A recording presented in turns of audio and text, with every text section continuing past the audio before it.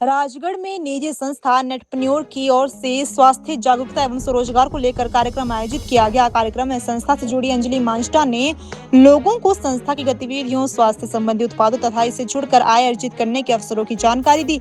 अंजलि मांजटा ने बताया कि संस्था विभिन्न स्वास्थ्य संबंधी उत्पादों और सेवाओं के माध्यम से लोगों को बेहतर स्वास्थ्य के प्रति जागरूक करने का प्रयास कर रही है। उन्होंने कहा कि संस्था से जुड़ने वाले लोगों को उत्पादों की जानकारी के साथ व्यवसाय के माध्यम से आय बढ़ाने का अवसर भी मिलता है। उन्होंने दावा किया कि संस्था से जुड़ी कई महिलाओं ने स्वास्थ्य संबंधी परेशानियों में सुधार के साथ अपनी आर्थिक स्थिति में भी बदलाव किया है।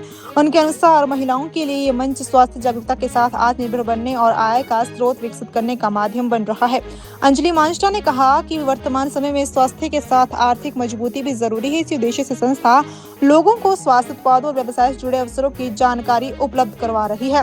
उन्होंने इच्छुक लोगों से संस्था की गतिविधियों और व्यवसाय से संबंधित पूरी जानकारी प्राप्त करने का आग्रह किया। उन्होंने कहा कि संस्था का उद्देश्य लोगों को स्वास्थ्य के प्रति जागरूक करने के साथ आर्थिक रूप से सशक्त बनाने की दिशा में अवसर उपलब्ध करवाना है। हालांकि किसी भी स्वास्थ्य उत्पाद के इस्तेमाल से पहले चिकित्सकीय सलाह लेना जरूरी है।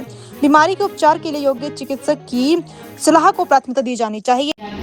आप सभी को नमस्कार, मैं अंजलि मांजटा, नेट पर एडवाइजर, प्लैटिनम लीडर।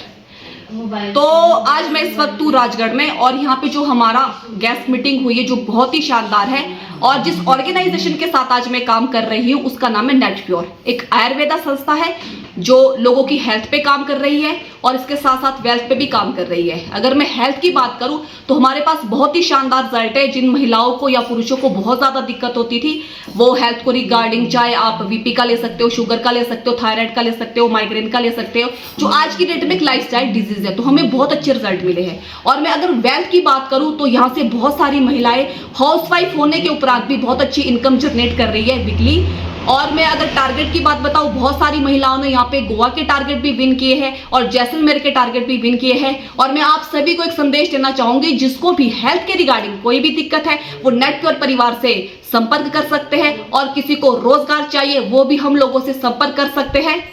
धन्यवाद।